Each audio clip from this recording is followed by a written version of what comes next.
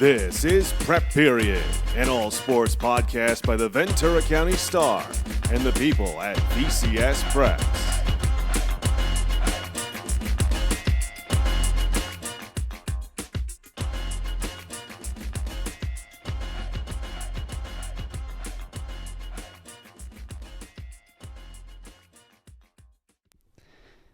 Hello and welcome to episode 15 of Prep Period. My name is Dominic Massimino. You will notice it's just me on the camera today, coming to you live from an coming to you on demand from an undisclosed location on the Eastern Seaboard.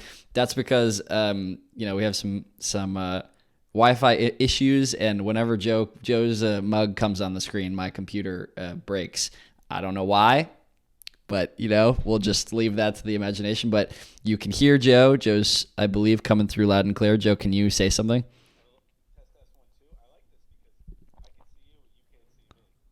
Let me fix your mic real quick.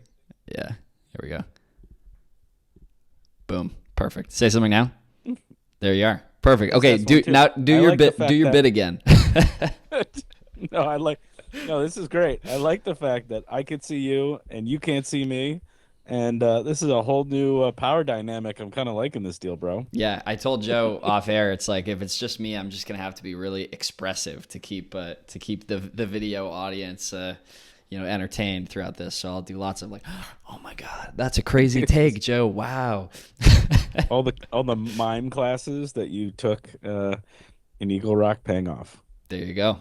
100%. So, it's a crazy time. You guys heard me say episode 15. We've been doing this now for quite some time, a few months here, and we have reached the end of the section football playoffs. We've gotten all the way to section championship game week, and oh boy, do we have a lot of teams still playing. Kind of crazy. So, we're going to be recapping all of those exciting semifinal games that we covered last Friday night. And then, we're going to be looking forward. We have a pre-recorded interview with a special guest that we're going to insert later in this episode that you guys will, I'm sure, enjoy. But, Joe, just as always, how you been? What you been up to?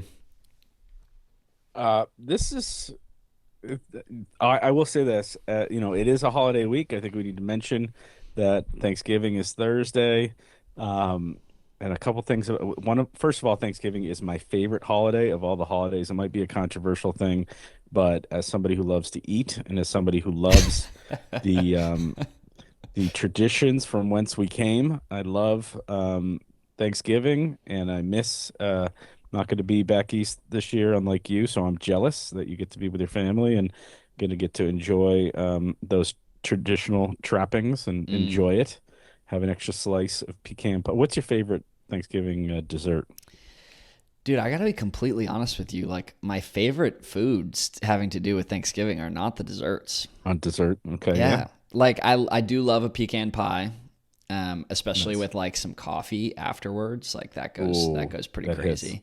I've never been a big pumpkin pie guy. That might be my controversial contribution to this discussion, because I know some people are crazy about pumpkin pie, but it's the consistency. Just doesn't it doesn't work for me. It is different. It certainly is a unique consistency. My I Thanksgiving is somebody asked me I thought it was a weird question, but somebody asked me what my death row order would be, your last that is a strange order. question.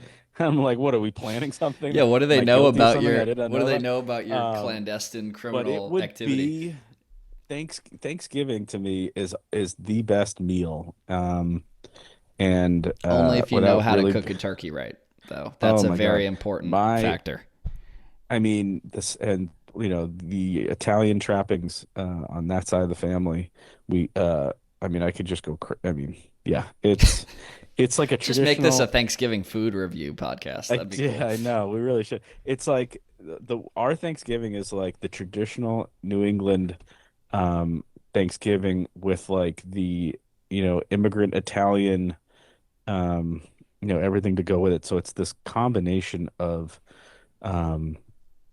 where we came from and where we really come Mm. from. And it's my favorite day of the year, and it stinks that, um, it's every other year for me now. So Well, anyway, I'm gonna be in without me I'm tearing up, I'm gonna be in Philly this Thanksgiving because that's nice. where my sister lives, and first Thanksgiving at her place. So I will enjoy all the East Coast festivities for you.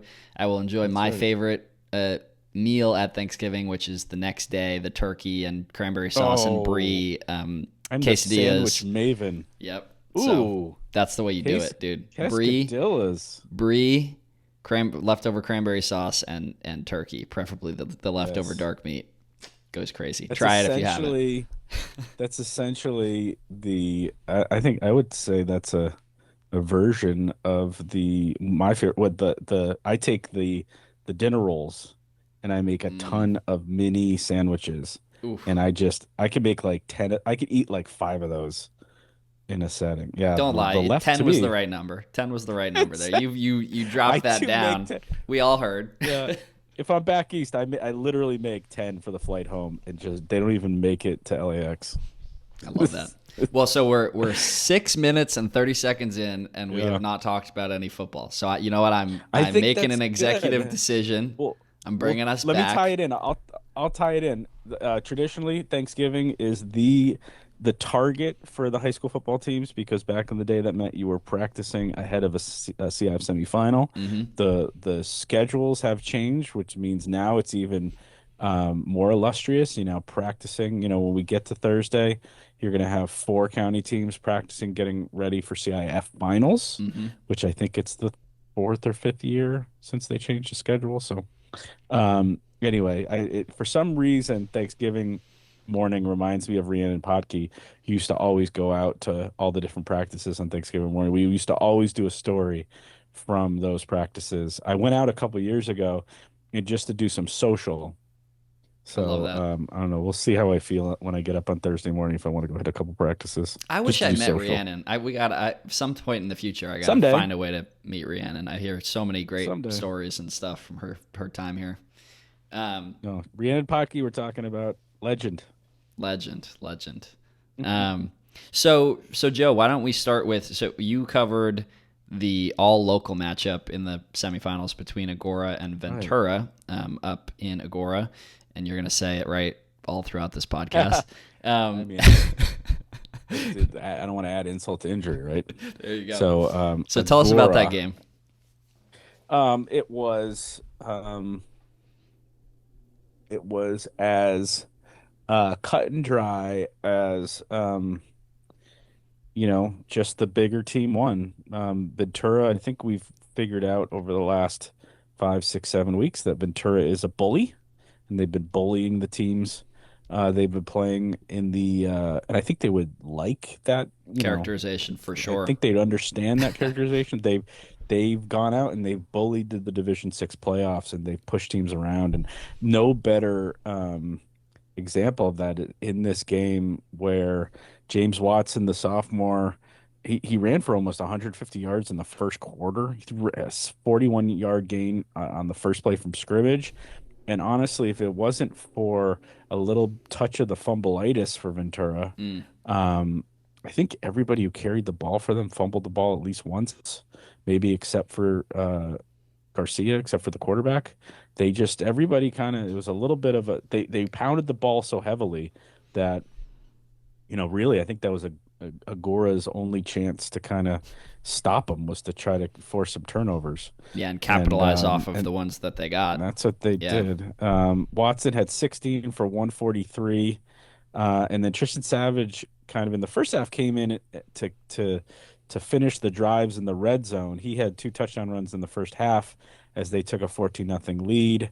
Gora got a field goal, a Luke Boussier field goal on either side of halftime. They were kind of hanging around. It was like one of these like title fights where one guy is just hammering the other dude, and the other dude is just on his feet, and you're like, well, he's got a puncher's chance if he lands one. he's not down And there yet. was a moment late in the third quarter where it looked like Ventura was going to have a red zone chance come up empty. It was like 4th and 26 from the 38, and um, Derek Garcia got out of contain, was about to go out of bounds, and just threw the ball up to the corner of the end zone. And of course, you know exactly what happened.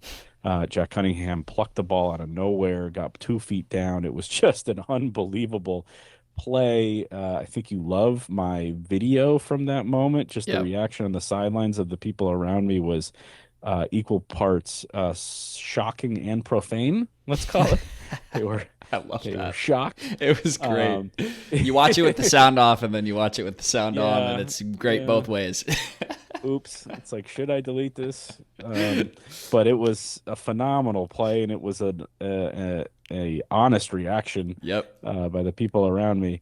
Um, and then even with that, it was 21-6, and then Agora scored a touchdown. They got Anderson Mercer touchdown catch to kind of again get within one possession, and then Ventura went in their 4-minute mode, and the Chargers just could not get them off the field. So it was really, you talk about a team like Ventura that's got the leading receiver in the entire state and honestly did not even need him. And I don't even think they were really using him as a decoy.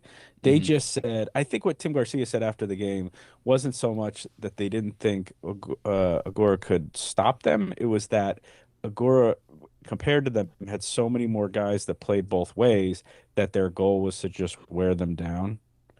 And that's exactly what they did. So Ventura qualifies for their sixth CIF final. They will play. We'll talk in a little bit. They'll play St. Pius, St. Matthias Academy of Downey in the D6 final on Friday. And I guess the only other mention, Tristan Phillips had the game clinching interception late in the game, and George Hastings from Agora had a fantastic game. They didn't try to run the ball too much, but when they did, he had success. 9 carries, 61 yards. He also had 13 tackles. Just a phenomenal. I said, what did I say? Do confirm for me here? When I saw the Oak Park Agora Week 0 game, I said it to Casey. I said it to Dustin Croik, the head coach of Agora. I said it to you, which was this was the best Agora team in 20 some odd years, whatever the '04. So 21 years. Yeah. This is the best Agora team in 21 years. It's exactly what they were because they get back to the semifinal for the first time in 21 years, have a phenomenal season, defend their Tri-County League championship. So congrats to the Chargers. And again, they lose their quarterback, but they still have a lot returning. They'll go up a tier into the Channel League or whatever we're going to call that, the third tier next year. But Charger football is on the upswing. Quite the year for them. Since we're doing callbacks to early this season, do you remember, Joe, what Coach Garcia and that trio who came to Media Day said about what the changes to Ventura's offensive philosophy were going to be this season? There you And go. do you remember what your kind of, because when they said we're gonna rely on the run, we're gonna what did they say? Pass to score, run to win, something like that. Yeah. They really emphasized how big of a thing that was going to be. And it's not that I didn't trust them when they said that, but you look at what that Ventura offense has been with Derek Garcia at the helm, with such a phenomenal receiver in Jack Cunningham, with Woodworth last year, like somebody, all those targets. Yeah. And you think maybe when the going gets tough, they're going to revert. They're going to, they want to play this way, but they're going to need to play the way that they're comfortable, the way that they have before. And it just seems like as we've gone through the playoffs in particular, we've seen them kind of re-engage even with that mentality and focus that they told us was going to be, they told us in the beginning of the year that they were going to do this, and they have stuck true to their word. So I don't know. Yeah, It's just well, interesting. and it's on. Remember now, Media Day was at Cronies at within walking distance from Agora High. Gore, So I yeah. mentioned that to Derek when I talked to him after the game that everything started for them in our minds. We were introduced to that team, a stone's throw away from that stadium, and there they were, getting their title chance. And so, and I will say, when they say that in that moment. You look at the personnel, and we didn't even know who the starting running back Exactly. for the Cougars was, and they've gone, it's really been them taking the year to figure out who they were going to use there. Tristan Savage was a receiver. He's slowly kind of taken over as a key Hmm. back there. They just got the sophomore Watson kind of in the fold. He's really only played a couple weeks, so that's it. Really, they needed the personnel, and it's also we have to remember it's a callback to what the Cougars have been traditionally Yeah. for generations, because this was a veer team in the 80s. This was a team that had the number one running back in the entire country in the history of high school football. With the last time they won CIF in 2000, with Tyler Ebel going for 4,500 yards and 64 touchdowns in a single season, which those numbers don't make any sense unless you Yeah. lived it. What? By the That's way, Tyler Ebel bizarre. on the sideline with Tyler Jr. Um, over the weekend. That's So, awesome. we get to see him again. So, there was a lot. That was the other thing about this game, is because it's a local CIF final or CIF semifinal. There was, I mean, I'm going through the gates and there's Charger alumni there wearing their old varsity jackets from a generation ago, and there's all kinds of people. Brad Stewart, the old Ventura High coach, who Tim Garcia just passed as the all-time winningest Ventura High coach, just the other day, just a couple weeks ago. Brad was on the sideline, looking as young as ever. The guy who always looks, you know, 25 years younger than he is. I mean, he's probably surfing today. It's a how's that for a Venturan? So yeah, I mean, it was a in that respect, it wasn't like the world's most memorable football game beyond the Cunningham play, but it was a fantastic night of football, um, you know, in Agora Hills, and certainly will be remembered by the Cougars for quite some time. Awesome. And then Pacifica does it again. Downs another giant. They take down. It was Chino Hills this week. Like we talked about last week, it's like every single Yeah. week you have another massive opponent for these Tritons, and they come in and take care of business again.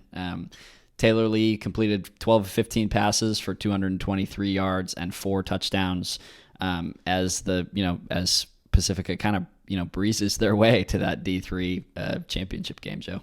I'm seeing that John has the wrong score in the poll. I got to change it. It wasn't 20. It was 20. It was 42-14 before Chino got a couple Got a couple more. buckets at the end there. Yeah.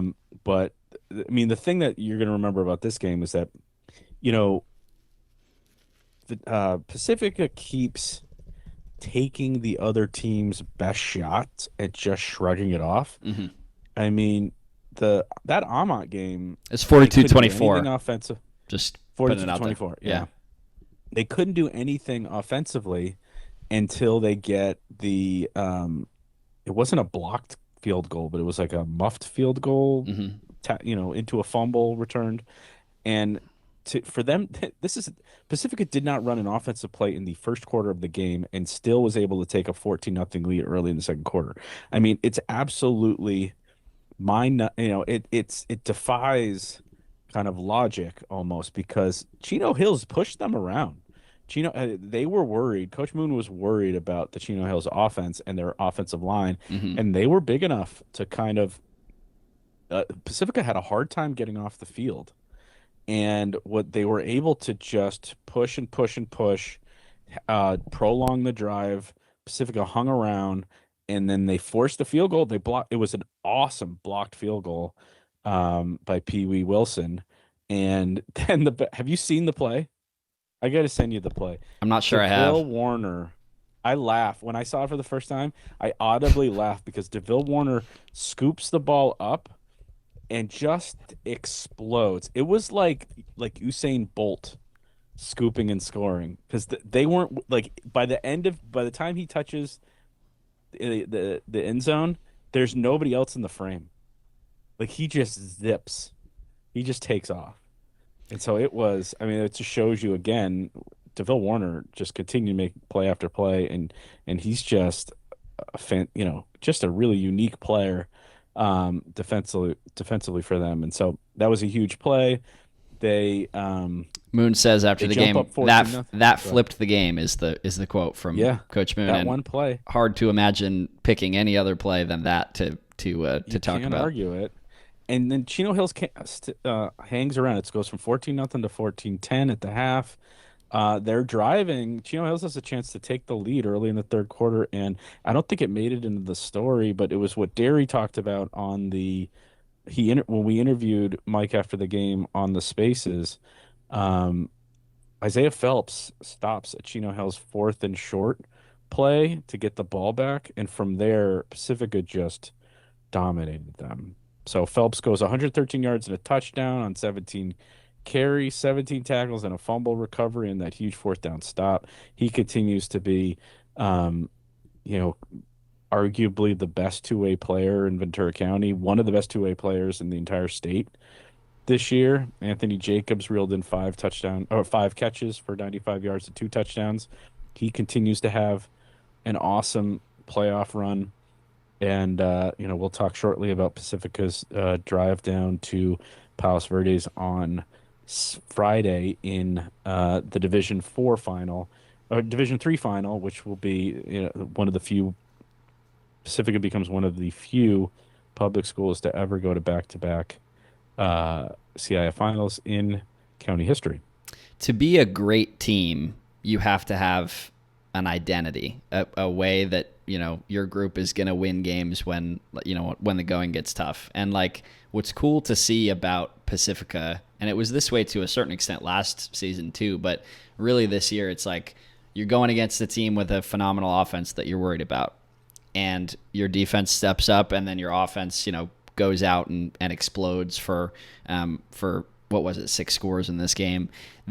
Every time they've faced a different opponent that has had something that Coach Moon and that staff is a little bit worried about, that aspect of their team is what steps up and wins the game. It's whether it's special teams with the blocked field goals, the blocked punts, like they did last year in that game against Narbonne I was thinking of the other day. You have games where Taylor Lee and Isaiah Phelps and all those receivers will pop off. You'll have games where the defense will step up and win the game. It's just like their identity seems to be not even tied to, one way or the other, playing one way or the other. It's just tied to that versatility, and every phase steps up when they need it. It's just like, that's dominant football. It's cool to see. Yeah, and then we'll talk about their final in a bit. And so now let's turn our attention to the Ventura County division in CIF playoffs, D12. Yeah, so I guess we'll start with why don't we start with Santa Paula, which is where I was Friday night.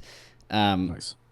An awesome game that ends in one of the more exciting kind of finishes to a high school football game I've probably ever seen. Definitely covered live.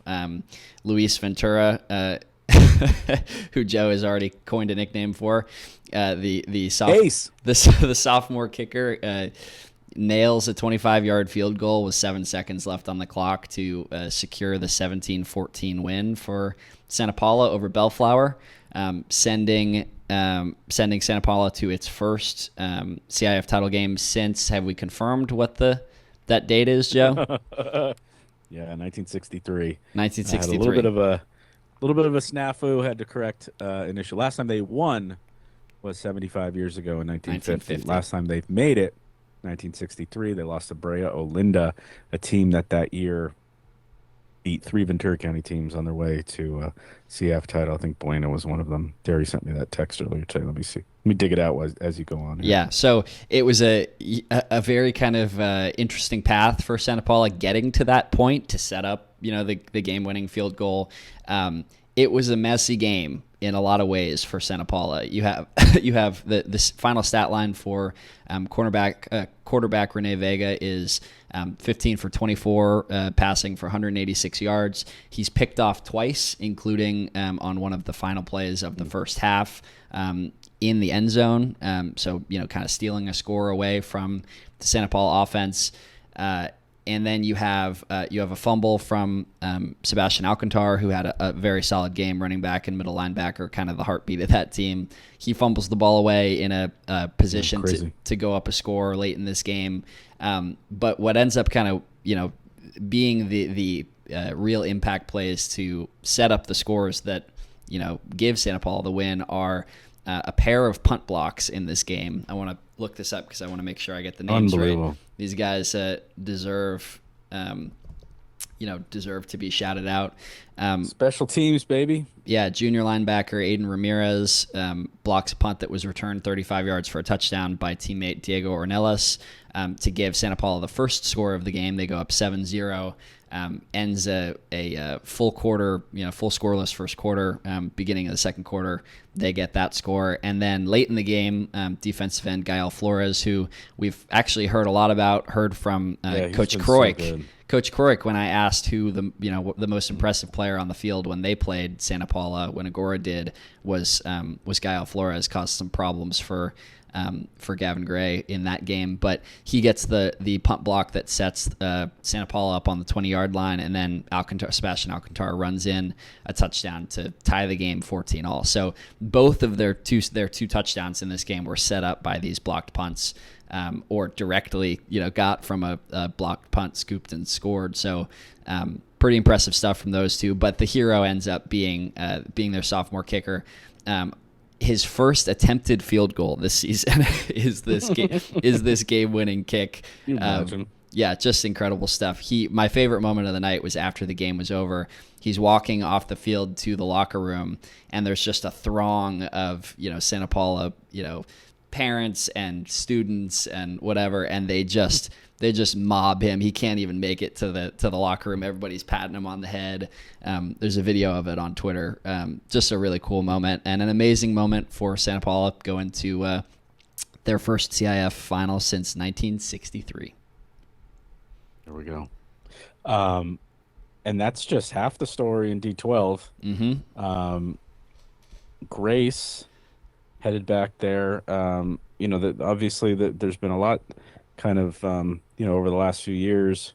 Grace has been a well-covered team. They were a team that under Josh Henderson was as good as any program, maybe in the state. Certainly, in our area, they had just an unbelievable run, winning a state championship, making it to multiple CIF finals and state finals, and it all came crashing down as the program got too big for the school, and they decided they needed to take a step back, and Coach Henderson moved on to other pastures, and Grace went a year without a program, and when they returned, they were an 8-man team, and they came back last year and had a great year with Ethan Lasekla at quarterback, and then now this year they're building on, kind of that team from last year. They've got, the Williams brothers and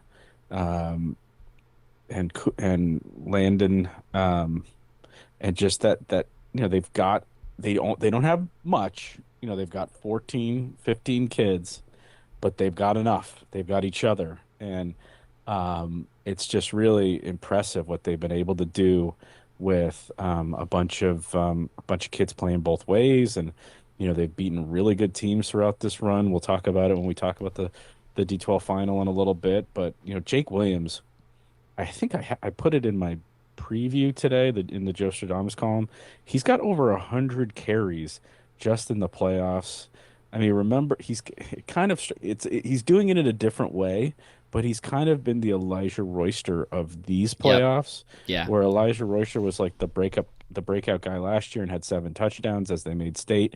He's he's got over 600 yards rushing in 3 playoff games, and you got to give credit to the whole group.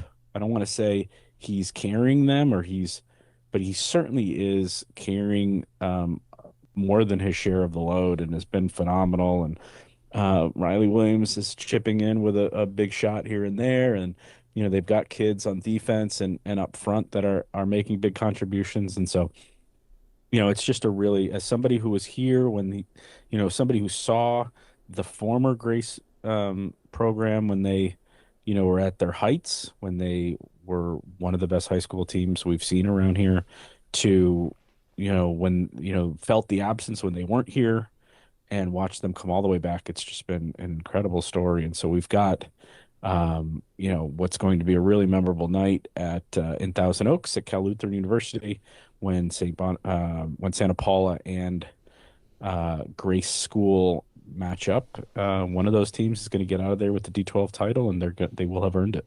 Yeah, I'll save some of my thoughts, on that matchup for our next segment. But I will just say, spending some time with that program last week. Yeah, you were there. Yeah, go check out. We did a feature on two of the more incredible young men that I have had the privilege of interviewing in Jake and Riley Williams.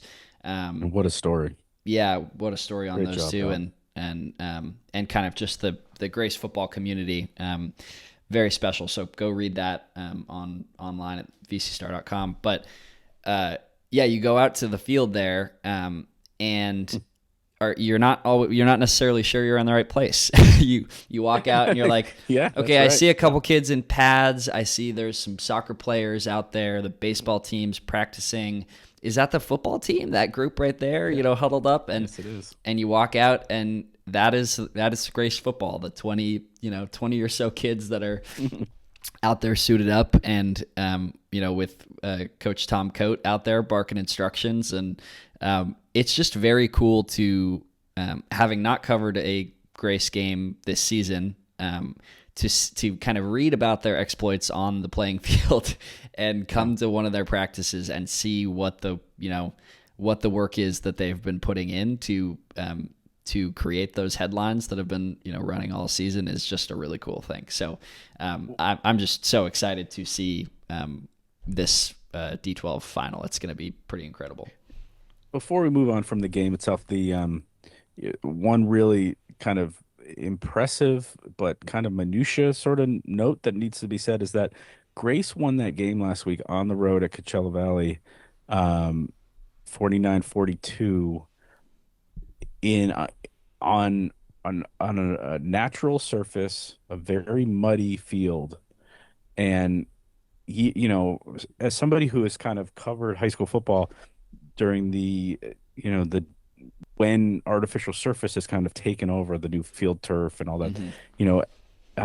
Just a couple of years ago, Oxnard, made it so essentially everybody but Nordhoff has an artificial surface now. And so all of our athletes get used to playing on that surface, and they're not used to playing on grass anymore, and they're not used to playing in the mud. And I've seen our teams go up to the Central Coast and have to play a playoff game in the rain and the mud and not being able to snap the ball and not be able to play football anymore. And so I was worried last week when I found out that Grace was going to go on the road in the mud at Coachella Valley, until I remembered that they practice on that little dirt field Yep. by campus. And then I was like, oh, they're going to be okay, because Yeah. they do that every day. That's what they train themselves in. And Yeah. so, I mean, it's this little thing that you never really would have got, because they play all their games at Moore Park College, and they Yeah. play all their games around here on turf. And so, they haven't played any games on that turf, on grass or on dirt, mud, but they've practiced in it. And That's so a I great think detail. it's a fascinating little thing. It dawned on me while I was talking to Tom about it, and I'm like, yeah, they're going to be okay. And they were okay. And now, they're a team that could play. They're like an all-terrain vehicle. They can play in whatever they need to play. And now they're going to play on. They're going to go from a muddy, really difficult surface to play in, to there's not a better surface in the entire state that's not like SoFi Stadium, or Mm-hmm. not, when you're talking about Roland Stadium at CLU, you're talking about an MLS next pro pitch. You're talking about they play pro soccer on that field, and there's not very many. It's a hybrid surface that's unlike. It's like better than anything any of these high school kids are playing on. So they go from like one of the worst surfaces to one of the best surfaces. So yeah, they're going to be on. It's like playing on the track this week. So that's why Joseph Thomas is going to predict a lot of points this week, because it's going to be the opposite. Well, I guess they scored almost 100 points in the mud. So There you go. I mean, who knows? So anyway, I don't know where I was going with that, but I thought it was an important point. Well, we appreciate you sharing, Joe. And the final game of the week, only the second loss for the six local teams playing. Oaks Christian falls in that D4 semifinal 20-7 to La Habra. give up an early pick six, and Deshaun Rideau, the star running back who's been so excellent for them, is held to just 43 yards on 11 carries. So just a tough way to go out for that Oaks Christian team that you had sort of predicted we're going to make a deep run, and here they go all the way to the semis. But any thoughts on that game, Joe? Yeah, just La Habra's a really good program, and I think Oaks had kind of relied on their two of the best players in the country, and but when you've got a freshman quarterback and you've got some other, holes and some other issues, I think La Habra was deep and strong enough to be able to kind of make that hurt. And so, I think, certainly the Lions wanted to go further than another semifinal run. I think it's their third in 5 years. But considering they were 1-5 at one point of the season, for them to make it all the way to the section semifinals is no small feat.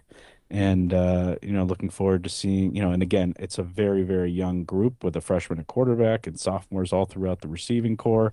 And so I'm sure, it's just the beginning for another, really strong group of Oaks Christian football players.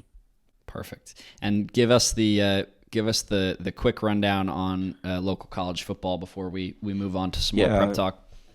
So we talked to Coach Moose last week, and so I figured just to update everybody, Ventura College came from 37-21 down in their SCFA quarterfinal against Coach Moose's alma mater, Cerritos. They scored the last 20 points of the game.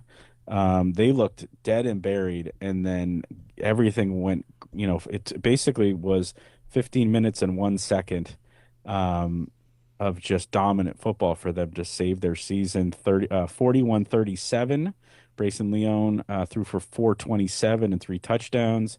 I think all of them were when they were down by 20. Silas Kemp from Thousand Oaks High caught 6 passes for 135 yards and a touchdown. Elijah Davis from Oxnard High, 10 passes for 130 yards and a touchdown. Tavion McCoy was the receiver who caught the game-winning touchdown. And then after all that, Cerritos drove the length of the field in no time at all and had the ball on the Ventura 9 on the last play of the game, and the quarterback for some reason got flushed out and went to the sidelines rather than throwing the ball away, and just enough time elapsed that allowed the Ventura to hang on. So it's just, again, JC football is so entertaining. These games are so fun, and it was just phenomenal. I was riveted, and they will play the number 1 seed Golden West on the road on Saturday at noon. So I'm thinking I might hit that game before the Ventura game, depending on what we do. Double the football, double the fun. Yeah, the Ventura College Ventura High doubleheader. Anybody on the road? That's awesome. We'll see. And then Moore Park College's season came to an end in a loss at Southwestern College in the FCFA Patriotic Bowl.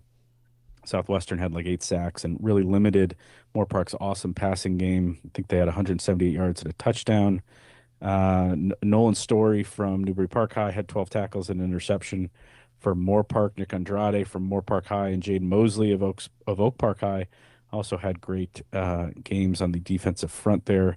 For Moore Park, one little note: Southwestern College, I think their offensive coordinator is former Camarillo High superstar Jake Constantine.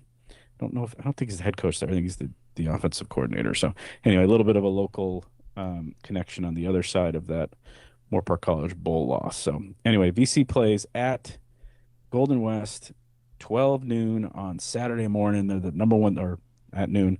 The number 1 seed against the number 4 seed. Winner advances to the Southern California Championship game next week, probably against Mount Sac. Well done. And that was your local junior college football recap from. Yeah, we got it. We're gonna name that segment next fall. We got to do that. That's awesome. Let's get a sponsor. We need like some sort of college-based sponsor. Oh man. Now I'm going to be thinking about who that should be. No. Yeah. Sorry. Get you off track.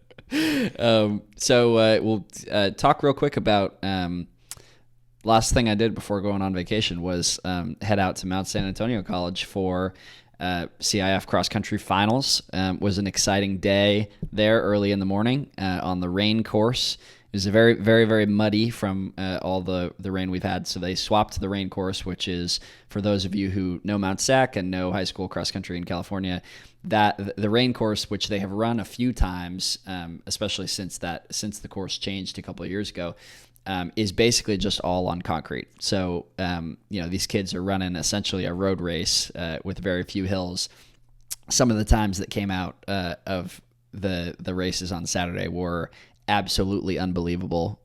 There's a kid who ran under 14 minutes for the full 3 mile course to win, I believe, in D1. So anyway, crazy stuff happened. But for our local teams, the big news was Vin Kruger from Oaks Christian winning the first boys CIF title in the history of that very storied program that won the team title for Division 4 at state last year. So those guys, Vin Kruger and his two teammates, Sterling White, who was fourth in 14 minutes, 26 seconds, was the top freshman of the day. Vin Kruger wins that D4 title in 14 minutes, 18 seconds. And the Arize Nwosu, who's the third top runner for Oaks Christian, helps kind of move that team on to the state meet. A big day for them, and for Vin Kruger, just stepping up and filling those shoes left by the two stars last year, Christian Yoder and Cooper McNee. Cool to see him make some history winning that title. And then past that, on the team side, it was kind of a day of runner-up finishes.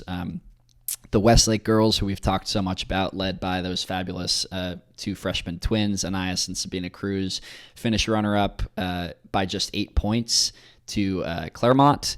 There was a bit of a shoe mishap for Aria Cinelli, one of their top runners, also a freshman, lost her shoe a mile into this race, and she's carrying it for a little while as she ends on up the road race. Too. On the road Rough. race, yeah, she had to go to the medical tent after that race and get her feet checked on. But her gutting it out helps them have this awesome finish.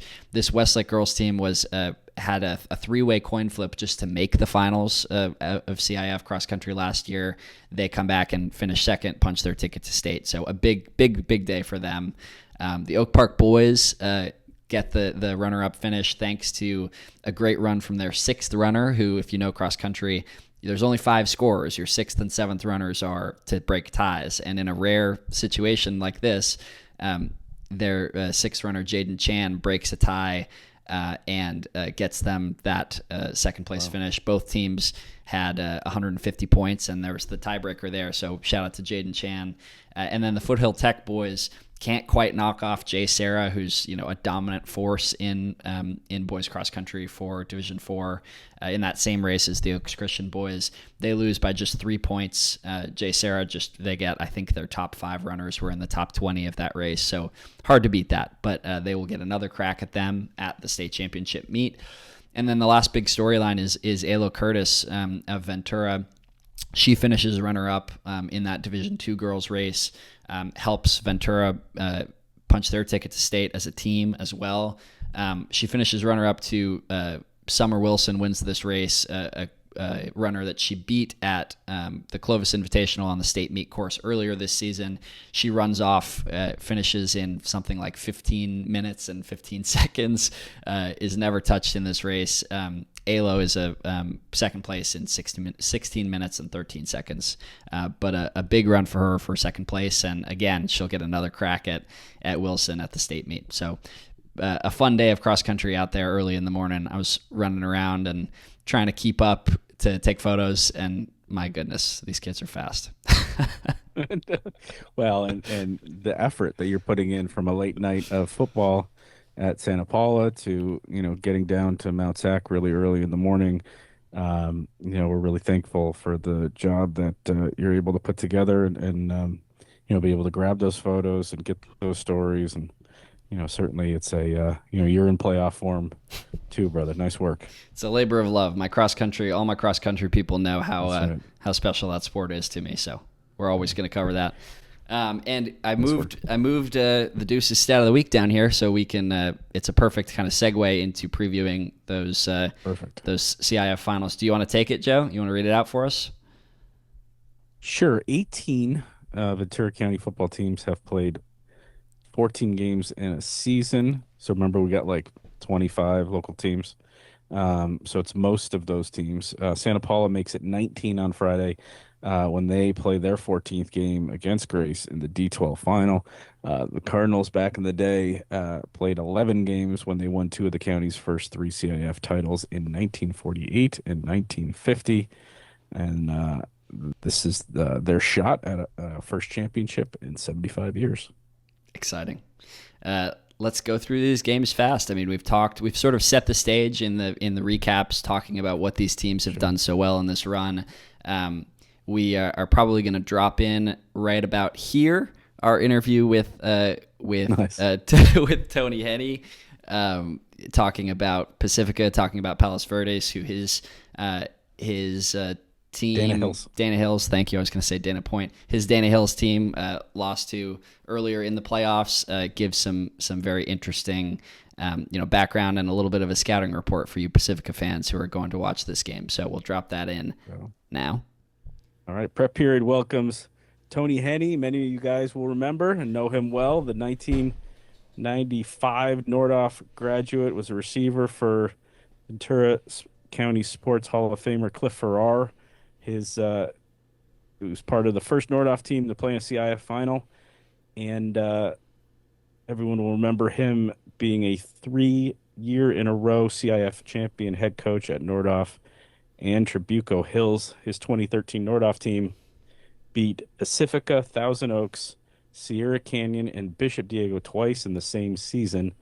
As incredible as that sounds, and he was close to pulling off a similar feat this year, with Dana Hills being in Division III. The Dolphins beat Aquinas in the first round of the playoffs and almost pulled off an upset of Palos Verdes in this quarterfinals. And so obviously Coach Henney can give us a lot of insight on the Division III championship game this weekend between Palos Verdes and Pacifica. Welcome, Coach Henney. It's been too long. Yeah, thanks for having me. I appreciate it. Just first of all, just tell us a little bit about your season with the Dolphins and the type of year you guys had, and obviously, Dana Hills probably hasn't been at that sort of level in a long time, if ever. So obviously, you guys are having a lot of success down there. Yeah, we had a really great senior class. When I took the job, we were a D12 team, I think, previously. We've been kind of lingering in D6 the last few years, and made the semifinals last year with a predominantly junior team, and then had a really good season this year and co-champed our league with Laguna Beach, which is an outstanding program, and got to the quarterfinals in D3, which is quite a, when you go from D6 to D3, that's quite a jump in one season. But the kids really battled, and we lost the game by 1 point, but it was an incredible high school football game in the rain, and our kids have a lot to be proud of. Another stat about Coach Henney is that he's the first high school football coach to coach against Coach Moon. Nordhoff, that was that 2013 year. That was Coach Moon's first year at Pacifica, and Nordhoff beat them, I believe, 44-7. So you're obviously familiar with Coach Moon. You guys are close, going back a long time, and considering you played this PV team, and I'm sure you're familiar with Pacifica, just, if and when you watch this game, what are you going to be looking at? What, how do you think it kind of breaks down? Yeah, I mean, I've known Mike for a long time. I actually coached for Coach Farrar in the 96 All-Star game. I guess that had been played in the summer of 97, and Mike was on that team. So I've known him for, about 30 years now, and always rooted for him. We have similar friends that we knew in the county, and it brought us together with a great relationship. And we saw Pacifica comes to our Dana Hills 7-on-7 airstrike tournament every year. So Cool. when we played them in the airstrike tournament, I think they beat us by a score, but it was a good game. And then we played them in the semifinals of the Cal Poly tournament this summer.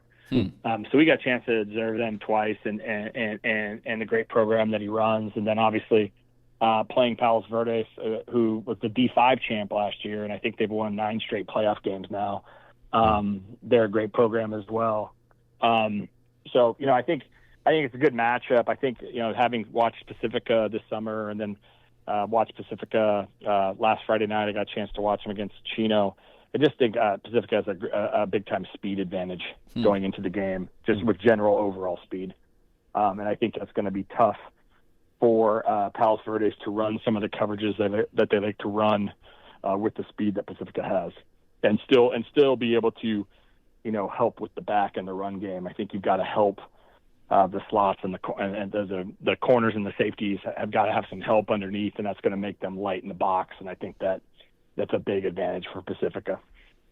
So your game with them, your quarterfinal was 14-13. What what can you tell us about that game? How did that go? And it was a torrential downpour in the first half. I think both teams had around 60 yards in the first half. Wow. It was just really tough to get anything going. And they scored in the third quarter. We actually had the ball on the 4-yard line at the end of the first half, and then we fumbled a snap, and it really cost us. But they scored in the third quarter, and then had a pick six in the fourth quarter. And then when the weather got dry, hold on, Lucas said he's on the phone. Okay. He always has a question. So we were able to score twice in the second half, and we scored with about 1:45 to go, and we actually planned on going for 2. And I changed my mind, and I'm never gonna let myself forget it. So, Yeah, hindsight, always 2020. They to finish that off, he ended up kicking the PAT, and then the PAT was blocked. That's how they lost the game. Yeah, the PAT got blocked, and it's just really unfortunate for our guys to have it end that way. But it's just, that's the way it happens in the playoffs. It's a game of usually a few plays, and they made a few more plays than we did. So, what if anything, Coach, struck you as the things that Palos Verdes did, particularly well, things that Pacifica fans should kind of be, looking out for in this game? They have a very sound defense. They number 2 on their team, that's their 3 tech, really causes a lot of problems up front. Their linebackers are really active. They don't make mistakes, so they don't. Okay, let me get you a pouch, buddy. They have decent speed on defense, but they get to the ball really well. Mm-hmm. And they and in the secondary, they've got guys who cover decently. And number 4, I forget his name. I think his last name might be Flowers. He's a sophomore. He's a kid that's going to play on. He's a kid that's going to play on Saturdays, I think, on TV. So they do have some really quality players. I do think Pacifica has a speed edge against them, but Palos Verdes is not going to give away the game. Put it that way. And then as Coach gets that pouch, let me set up the next question, which is, so in doing research for this game, I think I said it on the Spaces the other day, Dom, that I think I said it to Coach Moon that, there wouldn't have been very many high school football coaches at public schools in county history. Obviously Grace and St. Bonaventure and Oaks have had a lot of success over the years at the, in the sectional finals. And so, certainly those schools have had, have piled up the section championships, but public school wise, I was asking myself, who, has this ever been done at a public school? Because if the Tritons win on Friday, they go back-to-back. D4, they obviously beat St. Bonaventure last year in the D4 final, 27-20. Mm-hmm. This year would be D3. And I looked, and I think we had someone else in mind when we did the research, but there's only one public school coach in the history of Ventura County that's won back-to-back CIF championships, and that, as if you were paying attention in the intro, is Coach Henny. So, I think it's, said something about Coach Moon that, if he's able to kind of match that feat, and then it also tells you about the job that Coach Henny did at Nordhoff. So, I don't know, any reaction, Tony, about, finding that out this morning? I think when I texted you this morning, that wasn't you yourself weren't your first guess. Yeah, I didn't know if Bankert had done it. I couldn't remember if one of the West Lakes championships we had were back to back, and It's very close. I forgot that he lost the final last year against CME, so I thought it might have been Bankert, which is a good guess if you're guessing county football history. Yeah, but that's exciting. I wish we had gotten to the final to play him, because that would have been probably a great story for you guys. But and fun for us, obviously. But yeah, it's really cool, and I root for Coach Moon, and I'm excited to see him tie that record on Friday night. There we go. Awesome. I know you've got a heart out, so we'll let you go. But obviously, keep up the great work in Orange County, and don't be a stranger, because obviously, no matter where you go, you'll always be an Ojai guy, a West County guy, a Ventura County guy. So keep up the good work, Coach Kenny. Appreciate it. Well, I'm trying to schedule a team from Ventura County next year. So, Thousand Oaks, if you're listening, Ventura, if you're listening, call me. So, heard it here first. Get up there and play. So that's awesome. Yeah, be good. There we go. Thank you, Coach. Appreciate you. Okay. Have a good one. Thanks. Bye. Yeah. Go grab that pouch. Yeah, for sure. Have a good one. Gotta love that. I mean, that's the week, right? It's family time, and I love that. It's a great theme. We mix in a little football during Thanksgiving. So, all right, let's continue with, I guess, would be our preview of our CIF championships in a moment. And we're back. We're back from the break. What an interesting interview that was with head coach Tony Henny. What a great job by you, Don. It's the second straight final for the Tritons. And I'm sorry, this is not a. That's not third overall. Oh, and third overall. Yeah. Okay. That was right. That was right. And remember, Pacifica beat St. Bonaventure 27-20 in the D4 championship game a year ago. They also beat not La Habra. I could see the team. Anyway, when they won the state championship in 2019, down in Whittier, what the heck? They just won the state a couple years. Anyway, they beat another very, very good program a couple years ago in D6.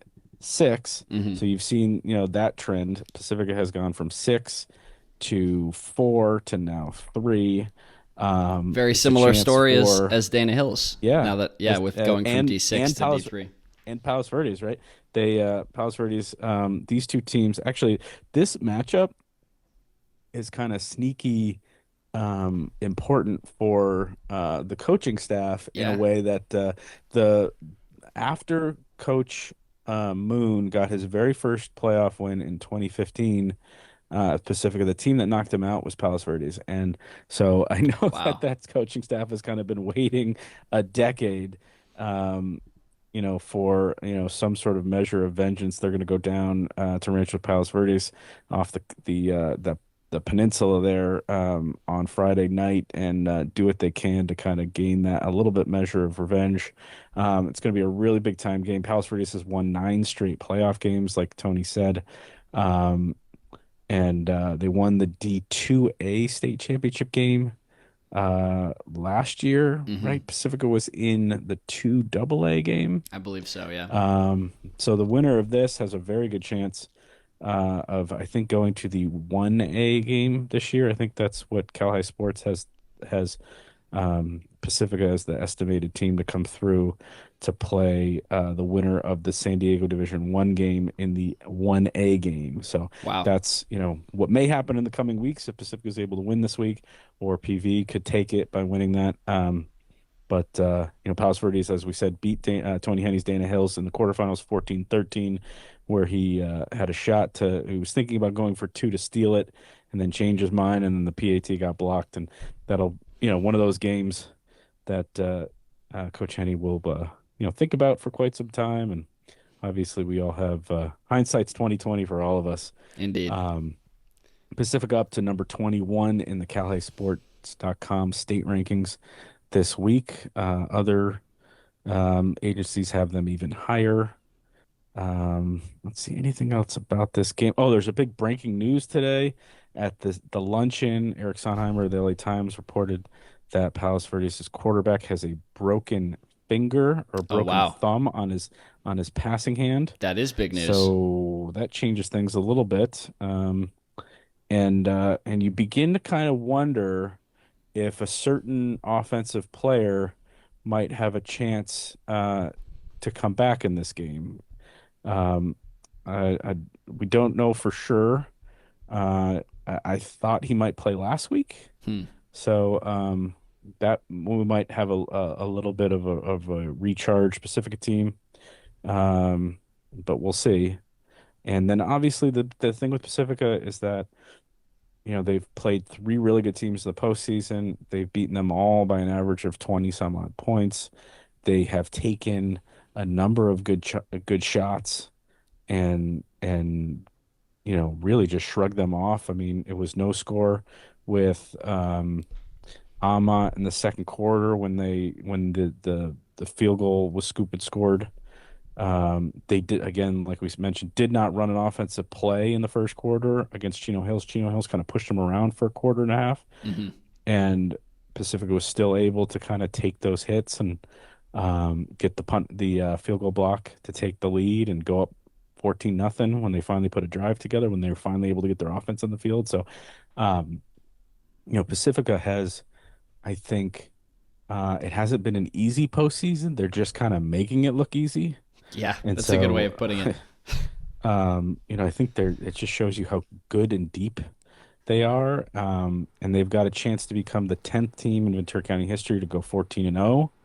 I think Coach Moon has a chance to pass the great Rick Scott from uh, with 113 wins. That's just Ventura County wins, as Coach Henny pointed out to me.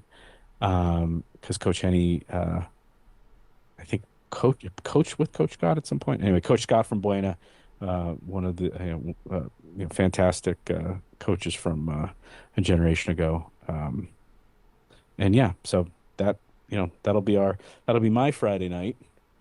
Um, do you Definitely. want to move on to the next game? Yeah, absolutely. I was just pulling up. I wanted to pull up that photo that we got. I'm going to see if I can scroll it over. Oh, nice! Look, you're trying new things. We're doing all kinds of new things here in week 15. Yeah, a cool moment at the CIF luncheon today with all four of our local coaches posing for this photo. Cool to see see them soaking up the moment, and cool to see them all in the same place. So all four of these coaches are going to be leading their teams, hopefully to to some wins this week. And yeah, just looking forward. Ventura is playing another program whose name I always am not sure if I'm getting right, but St. Pius St. Matthias in that D6 final, the sixth sectional final in program history for the Cougars, whose last finals appearance was a 32-24 loss to Palos Verdes in the 2014 Western Division Finals. So there's that Palos Verdes program again. Maybe again. Yeah. Joe, do you remember this the Ventura's last title game in 2000? Were you covering this program? I was a Cub reporter. That was my first year in Ventura. Wow. I was writing what they called back in the day a sidebar. Lauren Ledeen wrote the gamer from that, and I wrote a secondary story which was just on Tyler Ebel. He was held to 50 some odd yards. This is the guy who was leading the nation in rushing, was held to just 50 yards, and I think it was 14-14 at the half at Arroyo Grande, which, up in the Central Coast, again on grass, on a wet night. And he ran for over 200 yards in the second half, and they just went crazy and one going away. And that was a phenomenal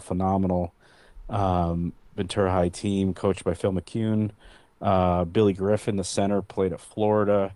Brian Easterly, defensive end. They just had a fantastic team. They went 13-1. Their only loss was to a Buena team that was coached by Rick Scott and had Freddie Keaho, future Super Bowl champion Freddie Keaho, at running back in a Buena Ventura game that absolutely filled Larrabee Stadium with thousands of people.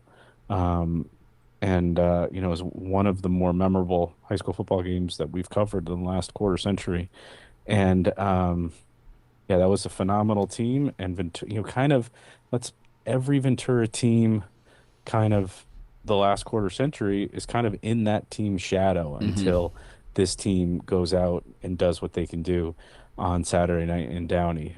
This is an opportunity for the program to kind of build on that moment from 20 years ago. They've had a couple CI finals since and have come up short. Mm. There's actually a really unique part of Ventura High history where they have a CIF championship from 1951 in which they tied the game back in Hmm. the day when you could tie football games. Right. They tied Paso Robles, I believe it was 14-14. So that's they have a co-championship. So I believe they're 1-3-1 in CIF finals all time. So, and then the other thing is these are two teams that Newbury Park played in back-to-back weeks this year. St. Yeah. Good Pius point. Yeah. beat Newbury Park um, 46-41 on September 12th. A week later, Ventura almost got him. It was a really good game. Newbury Park won that game 43-28. So I think it's part of the reason why, even though St. Pius is 4-6, you kind of make them. I know Joseph Thomas this week is going to make them a slight favorite, just because when you look at those, just those back-to-back weeks. Hmm. But then again, it's probably me falling in the trap again about how Ventura is just a much better team now than they were in August and September. They started the seasons late. They didn't have a week zero game. They didn't have a scrimmage. So they were 2 weeks behind everyone. And now it feels like we said, in period one, we said that, they feel like they're kind of a bully where they go out there. They're a team that that every single member of that team believes they can win. Every single member of that team believes they're better than the other team. Like, Yeah.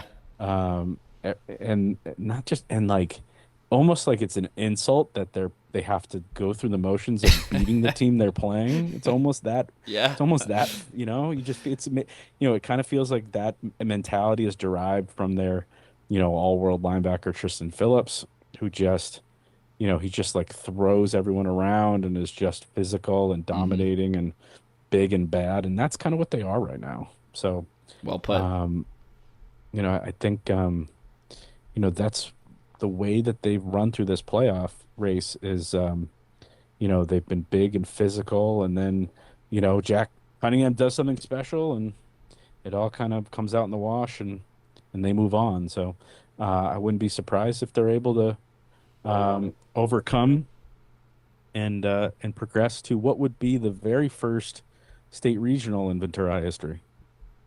That's awesome.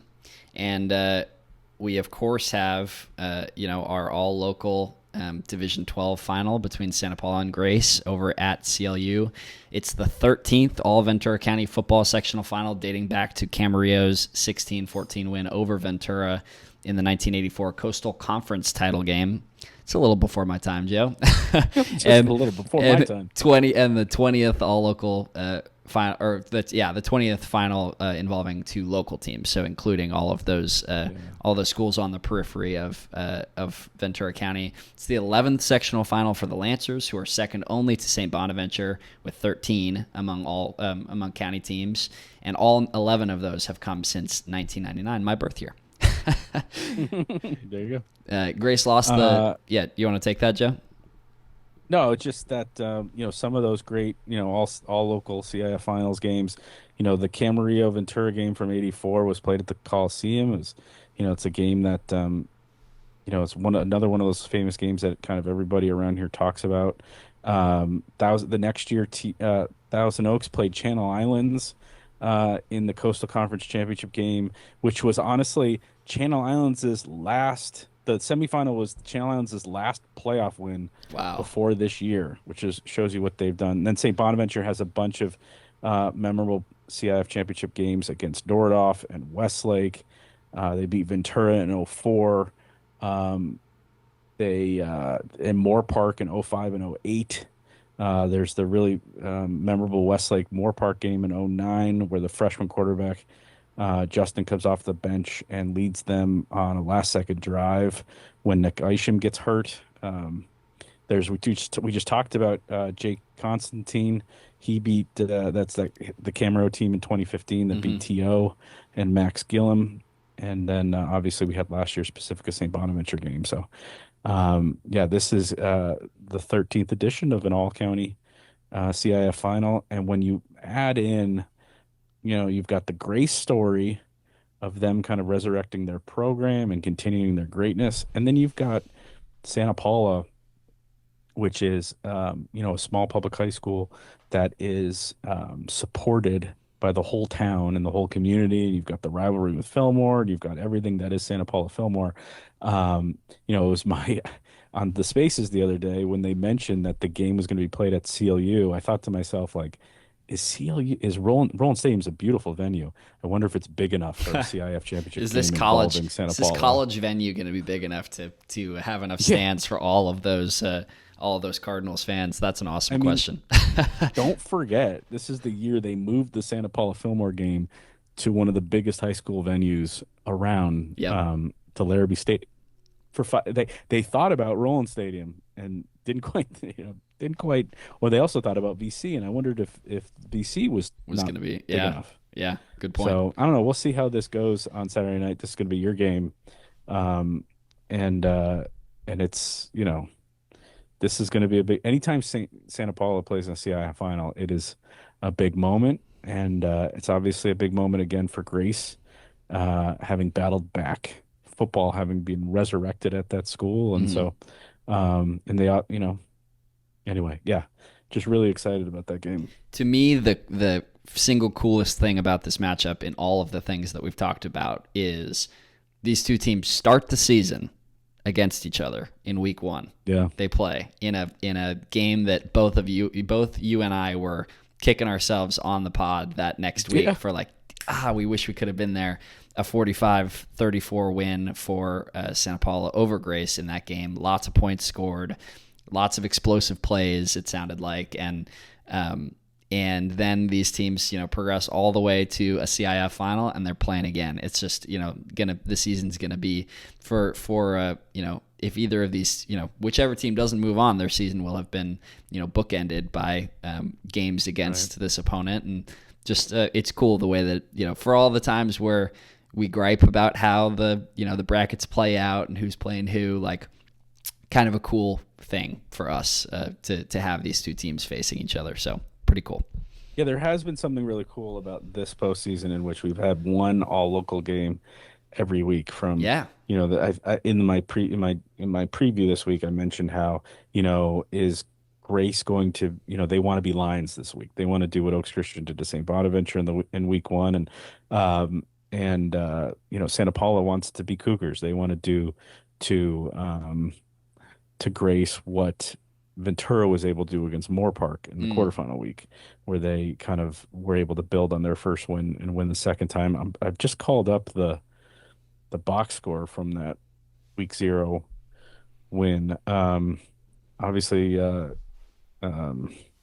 Alcantar and Ryan Luna combined for over 300 yards and 5 touchdowns rushing, which is something I put in the preview this week. But also, Jake Williams was held to 3.5 yards per carry, 11 carries, 39 yards. Wow. He did have 2 touchdowns runs. So, so maybe a little bit of kind of a little bit of a styles make fights kind of a week with, leaning back on that, what can be very explosive passing game with Riley Williams and hoping you can, rely on your playmakers on the defensive line with TJ Moore and Jaden Wayant, and hope those guys can slow down the run enough to win that kind of battle.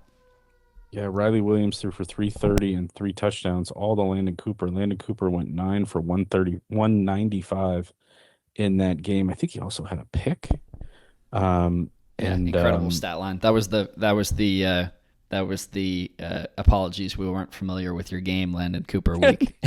That's right. I remember that. I think and then the other thing about it is I think both coaches made a very good point when I talked to them on Sunday night, was that, their teams are, that's been 3 months now. Mm-hmm. Their teams are different than they were back then. So does that mean, Santa Paula is able to throw the ball a little bit more or defend the pass a little bit better? Does that mean Grace is able to stop the run a little bit more? They damn near every positive play, every positive offensive play that Santa Paula got in their semifinal win was a passing play.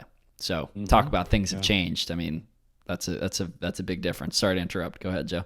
No, that's good. So I think I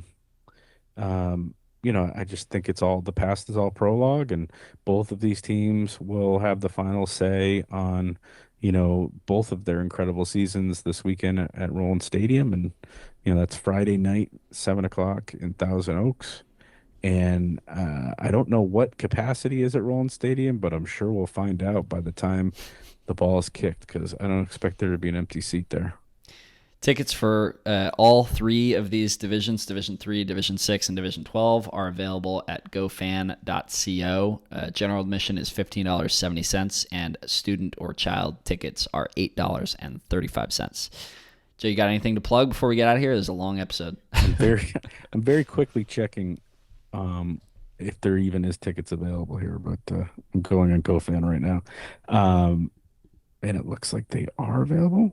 Do we get the So we get go the ahead. prices right? Get too busy. Cool. Yeah, we get the prices are right. Awesome. All good. But yeah, good job. Thanks so much. Officially you're on vacation right now, so I appreciate you putting in the work here on a big week in our season, and looking forward to your return on Friday to help out in what is going to be a memorable weekend.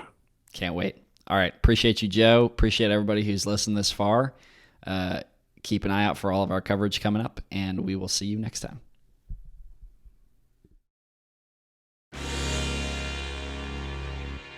It comes down to this for Thousand Oaks in their season. It is a gift to Martin. Martin gets the first down and more. It's a nice little screen to the left-hand side. One play, and see ya later. Caldera dives into the end zone. Touchdown, Oxnard. What a fitting way to end that run. He's at the 40. He's at the 20. 10, 5, touchdown.